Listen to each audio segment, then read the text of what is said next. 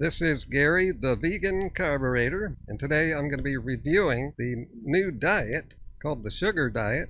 A lot of people, including myself, have been just hearing about this diet. You can see how it is blowing up, it's trending all of a sudden. We're seeing it popping up in search results and stuff like that. And now everybody's making a video about it.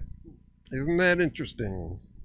And I think we're looking at the guy here that's responsible for that latest blow-up, getting people to talk about it. That's Mark Bell, bodybuilder. Back a couple weeks ago, May 2nd, he made this video, What I Eat on the Sugar Diet. I'm going to be watching this right now for the first time and give my real-time reaction. I'll be doing more videos later. And my videos are unique. Most unique diet and health videos. So subscribe and turn your notifications on to remind you to catch those videos. A big part of what I find interesting about him popularizing this high sugar diet, high carb diet, is that this guy spent the last few years promoting keto and carnivore. So it looks like we got another ex-carnivore, another keto fail. Now the sugar diet is not exactly what it sounds like. And we're going to see that here. And it's not a joke. This guy sounds pretty serious. Mark's breakfast choices. Going to watch that section now. What I think I'm finding on the sugar diet is that it makes me just want to fucking go. It makes me just want to work. And then when I work, it makes me want to work even harder than normal. And I'm just noticing that I'm working at like better paces. I'm starting to feel a little bit stronger again. It's been super interesting. So I made this post. This was this morning. This is my breakfast. Anyway, I had some Sour Patch Kids. I ate like, I don't know, 10 or 20 of them, and I ate a couple handfuls of these Starburst jelly beans. I also had like 8 ounces of apple juice before my workout. Now keep in mind, I like to work out often. And so before that, I did a Peloton workout. I did like 30-minute Peloton workout. Then had these sugars, just did the workouts, I guess you'd say fasted. Ate plenty of carbs the night before, so I felt like I had a good amount of rocket fuel in me to get through that workout and to have good output on those workouts. But those workouts feel easier. They feel a little bit better to me.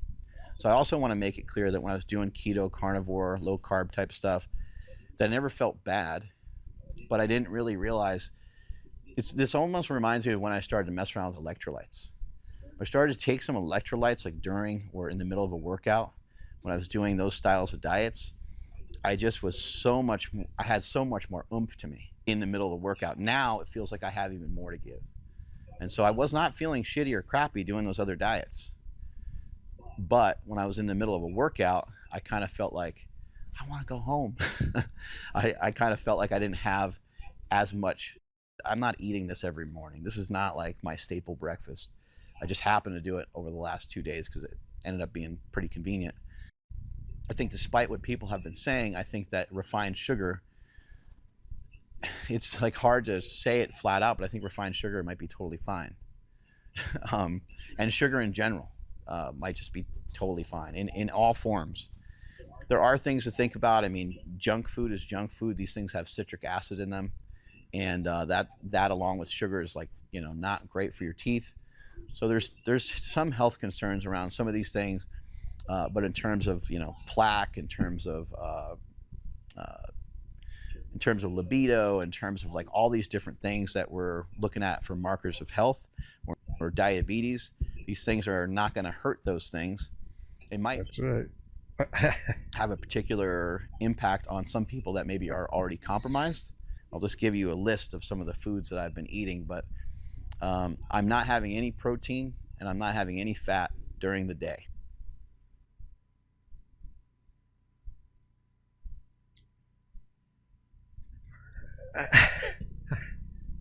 I regularly correct people when they say stuff like that. Some people get the impression that there's no fat and protein in fruit, one thing, and also grains, because these things are called carbs or carb foods, and that is not a good way of looking at food. All real whole foods have all the protein and fat that you need, just about. Maybe not celery, but you can't live off celery. There's not enough calories. See, nature works out. But he might be right about that if he's just eating. Well, no, that's not true. If you're just eating refined sugar and candy, then yeah, you're not getting protein or fat. But he mentioned apple juice. There is protein and fat in that, but very little. It's usually later on in the evening. Sometimes it might be as early as like 3 or 4 p.m. Usually trying to stick it like 5, 6, 7 p.m. is when I eat my proteins. My proteins are very lean sources of protein. 99% lean turkey. I'm trying to be pretty strict with it. 93.7 lean ground beef might be mixed in to like 2 pounds of that turkey to give it some fat, and then also to keep it super lean and add flavor through the beef. And I'll throw taco seasoning on there and some fajita, like vegetables, and it's awesome. I also did the same thing with like a stir fry, made it like an Asian dish, and it was absolutely awesome. Might eat that with heated and cooled rice or heated and cooled potatoes, heated and cooled stuff. You can watch Thomas DeLauer. He did a recent video talking about resistance. So yeah, the diet is not mostly sugar. Why would someone just assume that it was? Maybe because of history on YouTube, like with the carnivores. Those people actually pretended, or they I thought they were pretending at first, in 2018. I didn't believe anyone was actually doing all meat. So he is eating potatoes and rice, which I eat a lot of. Yeah, why not? But why is he? If he's eating refined sugar and candy even, why is he eating potatoes? So Thomas DeLauer, I didn't even mean to say that. Yeah, he's also helping to popularize this by doing a reaction to this video. Let's see what he says about that. Resistant starch might not seem like that big of a deal, but it is. I think like 50% reduction in the carbohydrates. Now I know that we're looking for like sugar blasts in this particular diet, but this is what I'll have with my dinner. I'll have a starch with my dinner, and I think it's appropriate as you go throughout the day to start to shift your carbohydrate focus into like things that are less energetic. So like berries have a good amount of fiber in them. They have a good amount of water. Watermelon's like nothing. It's just like water. But the amount of protein I've been eating might be 125 to maybe 200 on a particular day, but 125 to 175. I'm not really sweating. I'm not worried about it. Keep in mind that he has a lot of muscle, a lot. So 125 isn't as high as it seems. He's going to want to maintain his muscle. But that's a lot for one meal, or just in the evening. And I'm thinking that's a lot of meat, isn't it? A lot of meat on the sugar diet. But that's for him. A regular sized person wouldn't need all that. I utilize performance enhancing drugs. Yeah. I'm on more than just TRT. We'll just leave it there. I was going to mention that when I mentioned all his muscle. As soon as I saw his physique, I thought, wow, that is steroid use. No one can get like that naturally. If you want to DM me about it, you can hit me up on Instagram, Mark Smelly Bell. I'm always truthful about it. Yeah, you might have heard his nickname there. He actually calls himself that. Does anybody know why? Let me know. During the day, the foods that I'll eat, it's basically just fruits and vegetables. You know, in this case, I'm showing you guys some candy that I was eating. Fruits is what I always eat. I was eating for decades, for the first half of the day, and I've had no reason to change. It just works fine, no problems. Fruits, vegetables, fruit juice. I guess you could have maple syrup if you want to throw some maple syrup in there.